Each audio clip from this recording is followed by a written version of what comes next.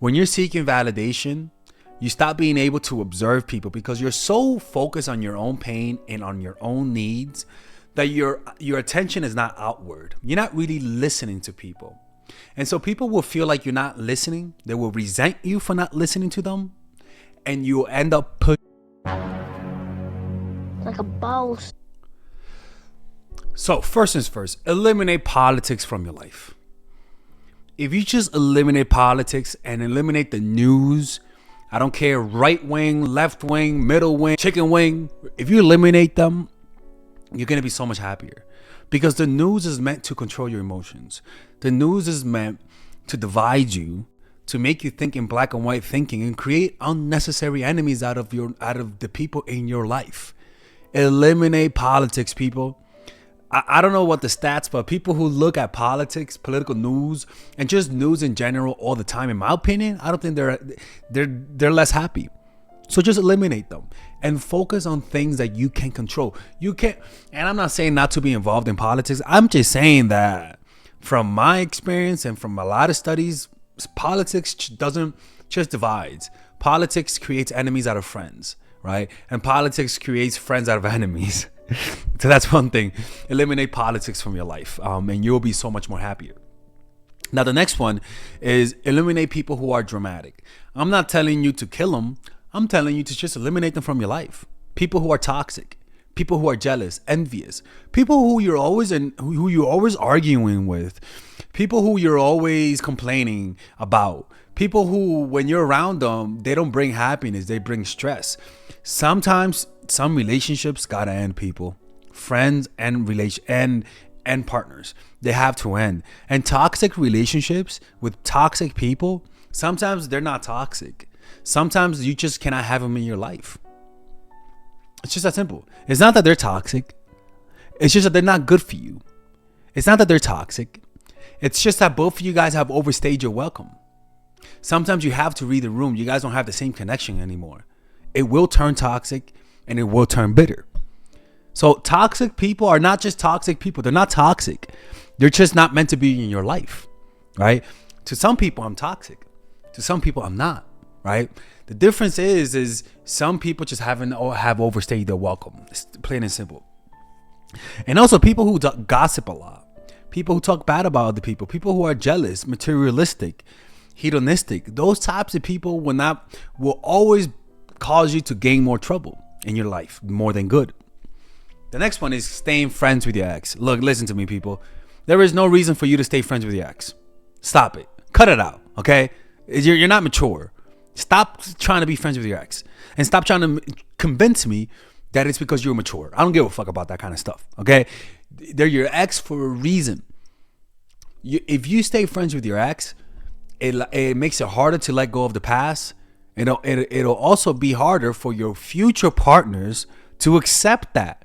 People don't like people who are friends with their ex. I don't know what the hell this world is coming to, where people think that it's okay to do that. Like, what? Anyways, next one is overthinking. When you think too much, overthinking is the source of a lot of people's misery.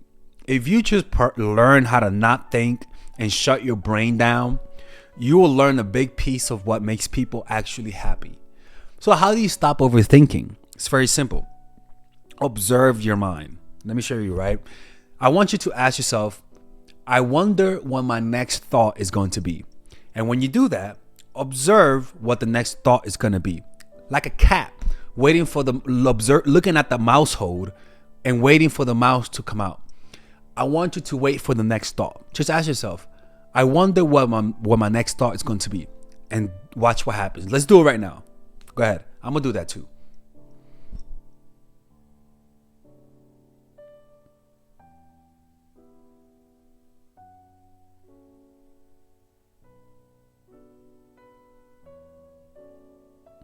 What you notice, if you did it, is that by you waiting for the next thought, you were in a state of presence, in a state of no mind.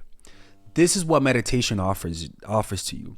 The real reason why a lot of people are unhappy, it's not because they're just unhappy, but it's because they're always chasing for happiness. And the way that you chase for happiness is through your thoughts. Through practicing meditation, you stop trying to be happy. You stop trying to seek happiness, and you find comfort in the present moment. And meditation allows your mind, your thinking mind, to lower its thoughts and just allow you to observe life. This will bring you so much happiness you have no idea. I don't want to go too deeper into this subject because it's very profound, but develop a meditation practice. Purchase the book The Power of Now by Eckhart Tolle, or go to a 10-day silent meditation retreat. If you go to the ones by dharma.org, they're actually free, right? But doing a 10-day meditation retreat will show you this concept in its fullest form, all right? Stop overthinking. The next one, social media. Social media has been linked to higher divorce rates, to higher cases of body dysmorphia, gender dysmorphia, and low self-esteem, and political division. Eliminate social media from your life, people, and your life would just be happier. I have social media because it's part of my job, which kind of sucks. But generally speaking, people who don't have social media are rare. They're like unicorns. They're unique, and you want to hold on to them. Just eliminate social media, and you'll notice your life will just be so much more happier. The next one is egoic goals. Goals that are meant to impress people. Goals that are meant to satisfy your ego. Those things will never make you happy, and you're wasting your time. And unfortunately, the more unhappy you are, the more your goals are egoic. And how do you fix that? Well, you've got to fix the unhappiness part. And the best way to do that is to develop a meditation practice. If you develop a meditation practice, you'll notice your goals change. You will want things that are good for you. The more unhappy you are, your goals will stop being goals based on what you think is right, based on what you think will provide happiness to you and your family. But when you're doing it from a place of unhappiness, it's like buying food when you're hungry. You're going to pick the wrong food. By bringing happiness into your life through developing a meditation practice, you'll calibrate your mind to have a better sense of what kind of goals are best for you.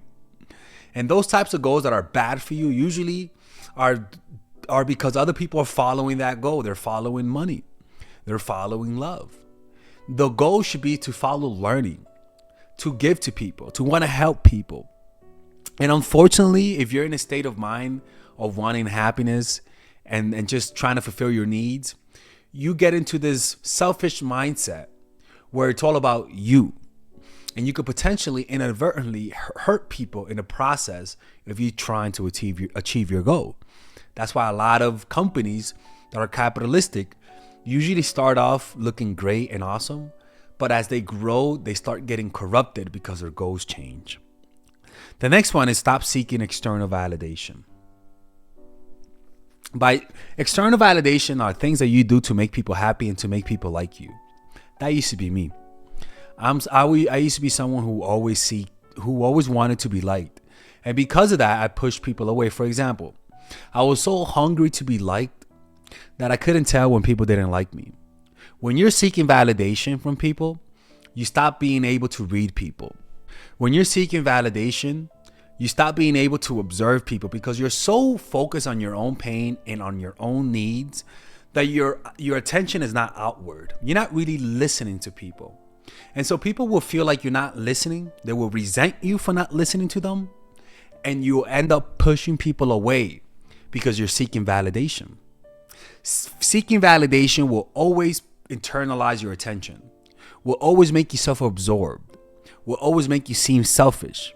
And even if you give, you're going to feel like you've been played because you really did it to get something in return. And you'll resent people even harder. Seeking validation is why you have a lot of people who turn bitter towards the world because they never got in return. People don't like to give people when they really want something. They don't like that. They'd rather give it to someone who doesn't like it that much because that's how human nature is. People would rather give something valuable to someone who's acting like they don't want it more than to someone who really wants it. Because why do you want it so badly? You know what I'm saying? This is a long topic. I even have a video on my channel on how to stop seeking validation, but that's partly one of them. The next one is stop gossiping people. Because when you gossip, people will know that since you gossip about somebody else, you're going to gossip about them. People who gossip are not to be trusted. I'm just letting you know. People who gossip are not to be trusted people.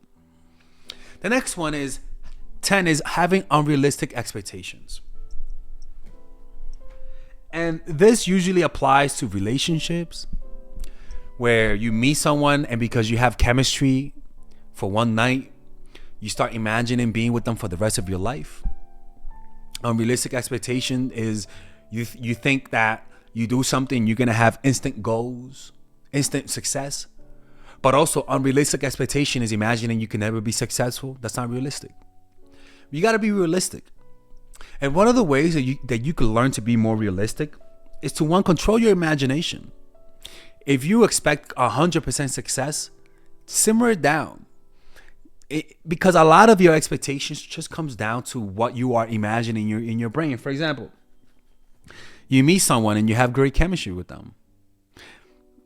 Then in your mind, you're going to start saying, oh my God, I have such great chemistry with them. I can easily imagine being with them. I can easily imagine marrying them. And so this image, this fantasy that you have in your brain is going to cause you to start imagining things out of proportion. And that's going to make you invest. And that's going to make you not want to let go of them. But the problem is that this image in your mind is not based on reality. And a lot of the times you're wrong. And a lot of times that's going to make you unhappy because happiness is based on happiness is a function of expectation. And if you have unrealistic expectations, you're going to be really unhappy. So control your imagination. If you're somebody that's way too hopeful, don't allow yourself to imagine this fuzzy happy ending. Imagine that it's not going to work out. Just to be on the more realistic side. Or imagine what could go wrong. If you're somebody that's super negative, then as an exercise, imagine that is actually going to work out. Because at the end of the day, you got to find that middle path. So if you're too negative, practice positivity. If you're too positive, practice negativity. It'll always bring you to that middle state. And the next one is stop trying to be happy. Stop trying to be happy. Try this right now. Because you'll notice a lot of your unhappiness comes from your desire to be happy.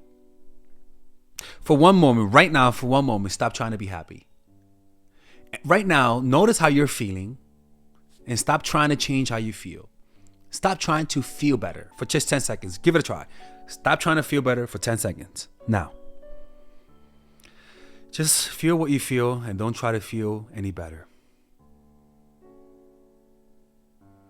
Just breathe.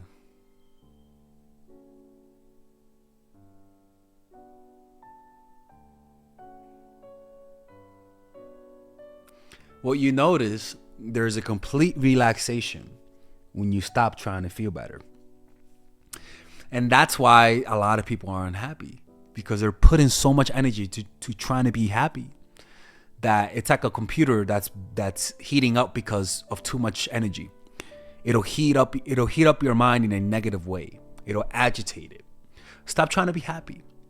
And you'll notice that a lot of your decision making that usually leads to self-destruction comes from this state of mind, resistance.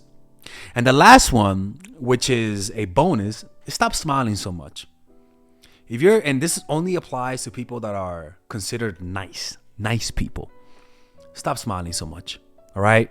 It communicates weakness. It's just that simple. If you're going to smile, don't smile like a fucking psycho. Smile halfway. Like a subtle smile, like observing somebody that you love without too much expression. Just a subtle smile, like a Leonardo da Vinci smile. Go look at Leonardo da Vinci paintings and look at the smiles that they have. They have a halfway smile. And these are the 10 things that you should quietly eliminate from your life.